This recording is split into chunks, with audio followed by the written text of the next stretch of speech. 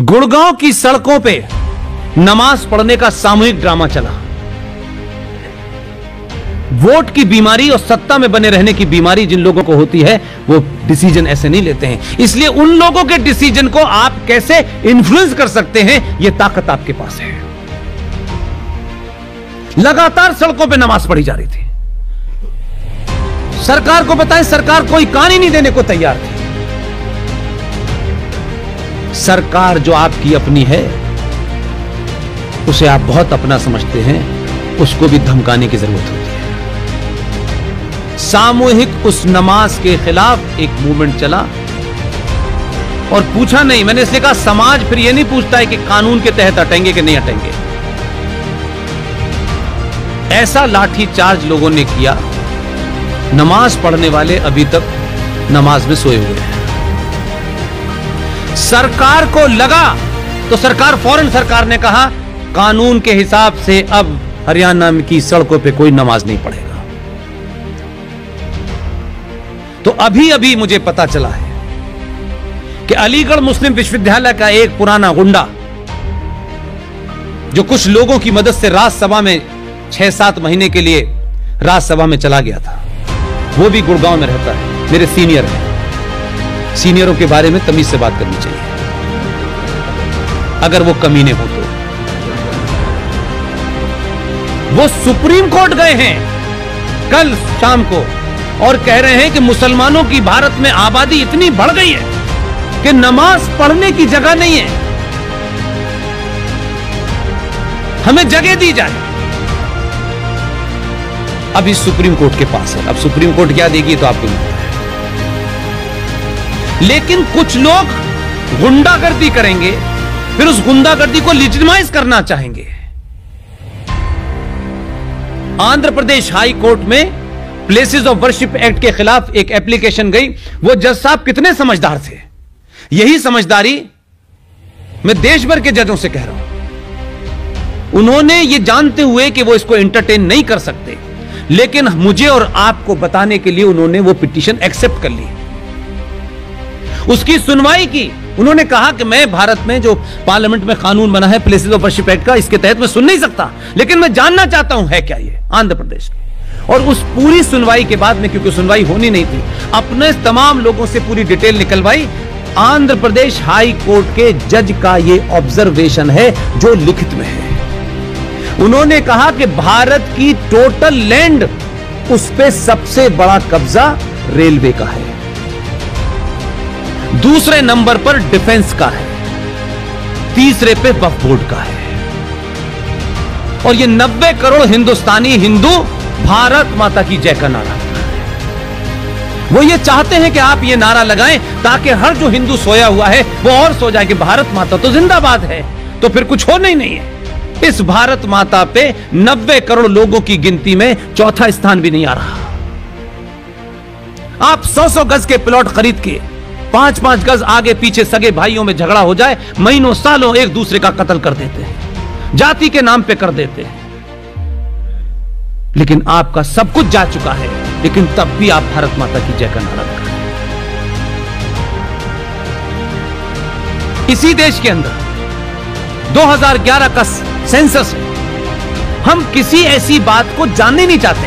मैं तो पिछले 25 साल जब तक पत्रकारिता में रहा, मैं सोचता था मुद्दे क्या होते हैं इस देश में यार। किसी मैंने हिंदूवादी को नहीं देखा कि वो ये मुद्दे बनाए, क्योंकि वो खुद ही इंटरेस्टेड नहीं है तो नेता क्यों इंटरेस्टेड होगा। नेता जानता है रात को बंटवा दो, सुबह वोट मिल जाएगा। उसने हमारी कीमत इतनी लगाई है। 2011 का सेंसस अगर आप देखेंगे, उसके तहत इस भारत भूमि के टोटल राज्यों में से 9 राज्य में हिंदू अल्पसंख्यक है। एक राज्य में 2% है, किसी में 3 है, 7 है, 9 है, 24 है, 26 है। 1947 में आप पूरे देश में थे सिवाय कश्मीर को छोड़कर के। हमने बहुत महान कार्य किया है 70 साल के सफर में। एक मुल्क बनाया, उस मुल्क को उसकी पॉपुलेशन से ज्यादा जमीन दी, ईस्टर्न बॉर्डर पे भी दी, वेस्टर्न बॉर्डर पे भी दी। और जो ये देश था, इन्हें यहां कुछ भाईचारे वालों ने बसा लिया, उन्होंने आपको 9 राज्यों में पैदल कर दिया। हमारे संगठन इस पे चिंतन मनन नहीं करते, इस पे कोई विचार गोष्ठी मैंने नहीं देखी कि ये पिछले 70 सालों में हमने ऐसा क्या किया कि हम 9 राज्यों में और एक राज्य में 2% हैं। इस पे चिंता नहीं हो रही। हमारी लालच और स्वार्थ देखिए हम कितने मक्कार हैं। हमारे यहां इस बात की मांग हो रही है कि जहां हम माइनॉरिटी में आ गए हैं, हमें उन पे माइनॉरिटी राइट मिल जाए, कुछ चावल फ्री मिल जाए, कुछ स्कॉलरशिप फ्री मिल जाए।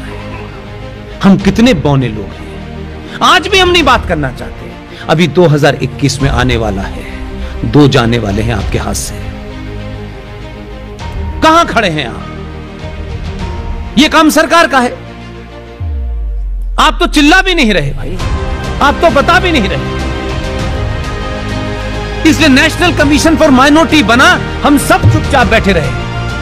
लेकिन उसने एक और जघन्य अपराध किया। इसको न किसी जज साहब ने पूछा, वो भी सुओ मोटो मंगा लेते कि आप ये कैसे कर सकते हैं। जब आपने इस तथाकथित भारत राष्ट्र की स्टेट को सेकुलर घोषित कर दिया, तो जब आप सेकुलर देश है तो फिर माइनॉरिटी कमीशन कैसे है? यह माइनॉरिटी कमीशन एक्सेप्टेबल है जब भारत हिंदू राष्ट्र होगा।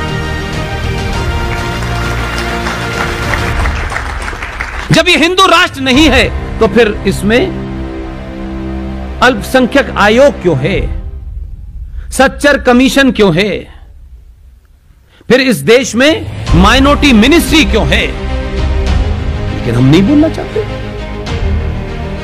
लेकिन नेशनल कमीशन फॉर माइनॉरिटी के तहत भारत के अंदर एक केंद्र सरकार के अंदर जो नेशनल कमीशन फॉर माइनॉरिटी है, उसका एक बजट है। यहां तक भी मान लीजिए, मैं दूसरा जघन्य अपराध बता रहा हूं क्या हुआ है। आपको किस स्थिति में पहुंचा दिया है कि आप इतनी चोट खा चुके हैं कि आप सोच नहीं पा रहे। नेशनल कमीशन फॉर माइनॉरिटी ने 35,000 इस देश में पार्षद हैं। 1% बौद्ध हैं, 1.5% सिख हैं, 3% ईसाई हैं, 26% मुसलमान हैं। आज ये minority, national commission for minority का करोड़ों का बजट, वो करोड़ों का बजट देश भर में ये जो माइनॉरिटीज हैं उनको अलग अलग तरीके से दिया जाता है। किसी को शिक्षा में, किसी को बिजनेस में, ये सब दिया जाता है। यहां तक भी ठीक है। अब एक नया फ्रॉड था उसी के साथ में, क्योंकि हम तो ढोल वोल बजाने में लगे हुए थे। अब हर राज्य के अंदर एक और माइनॉरिटी कमीशन है। और कमाल देखिए कि एक जगह है लक्षद्वीप, मैं उसको एक सैंपल के लिए बता रहा हूं। लक्षद्वीप में 98% मुसलमान हैं, 2% वहां हिंदू। लेकिन माइनॉरिटी कमीशन की परिभाषा जो राष्ट्रीय स्तर पर तय हो गई है, तो राष्ट्रीय स्तर तक रहना चाहिए था।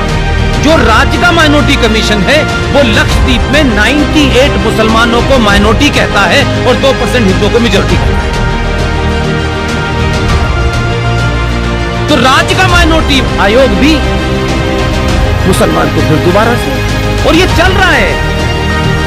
ये विषय नहीं थे चेतना के लिए, ये मंदिर के साथ साथ मंदिर से ज्यादा महत्वपूर्ण नहीं थे।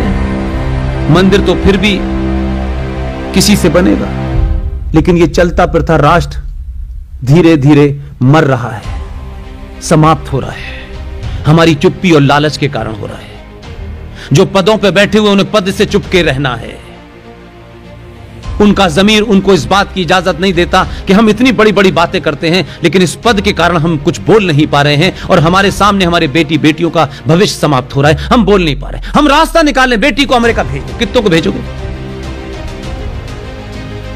हम हर चीज से कायरता का रास्ता निकाल रहे हैं, लड़ना नहीं चाहते। एक बार छोड़ो तो ना पद को। क्या जीडी बख्शी को 75 साल की उम्र में कोई कमी है? क्या कर्नल आर सिंह साहब को कोई कमी है? संपन्न लोग हैं, पत्नी डॉक्टर है, बेटी डॉक्टर है, उनको क्या प्रॉब्लम है?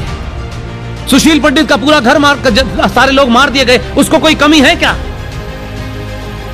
ललित अंबरदार एक अच्छा मॉडल हुआ करता था, किराए के मकान पे रहता है, कभी दे पाता है किराया, कभी नहीं दे पाता है। पागल है क्या लोग ये? क्या इनके पास कोई जगह नहीं थी? क्या ये पैसा नहीं कमा सकते थे? लेकिन अगर कुछ लोगों ने ये शुरू कर दिया है तो आपकी क्या भूमिका है, मेरी क्या भूमिका है? हम उनके लिए ताली तक नहीं बजाते, हम उनके लिए कोई पोस्ट नहीं करते। वो आपके हीरो नहीं है, इसलिए कि आप अपने हीरो के चुनने की गलती करते हैं। यही असली हीरो है। इसलिए आपके बीच में आपके शहर के एक वाइस चांसलर साहब बैठे हुए हैं। ये मुझसे मिलने आए थे इंदौर में, दूसरी कुर्ती में 5 नंबर पर बैठे हुए हैं। ये कुछ बहुत बड़ा काम कर रहे हैं, ऐसा काम कर रहे हैं जो कोई कर नहीं सकता। मैं इनको नहीं जानता, इनकी जात क्या है मैं नहीं जानता। इन्होंने उन्हीं नियमों के तहत उसी व्यवस्था में अपने लिए रास्ता निकाला। ये वहां महाभारत का भी काम कर रहे हैं। ये फिजिक्स, मानव में फिजिक्स, मानव में केमिस्ट्री करके अपने उस दौर के गुरुकुल को धीरे से उसमें इंजेक्ट कर रहे हैं। इन्हें डर नहीं है कि क्या होगा इसके। अरे क्या होगा, एक दिन अगर हटा भी दोगे तो क्या हो जाएगा? दुनिया के रास्ते क्यों नहीं बंद हो जाएंगे? जो लोग वाइस चांसलर नहीं है वो जिंदा नहीं क्या? इसलिए इसी व्यवस्था में हजारों काम आप कर सकते हैं। लोग कर रहे हैं, उनका साथ दीजिए, उनके साथ खड़े हो जाइए। और इसीलिए बार बार एक ही स्लोगन बोलता हूं, आप लिख सकते हैं तो लिखिए, बोल सकते हैं तो बोलिए, चिल्ला सकते हैं तो चिल्लाइए। और इन तीनों कामों में से भी कोई काम नहीं कर सकते तो जो जहां चिल्ला रहा है उसके साथ खड़े हो। बहुत बहुत धन्यवाद, थैंक यू वेरी मच।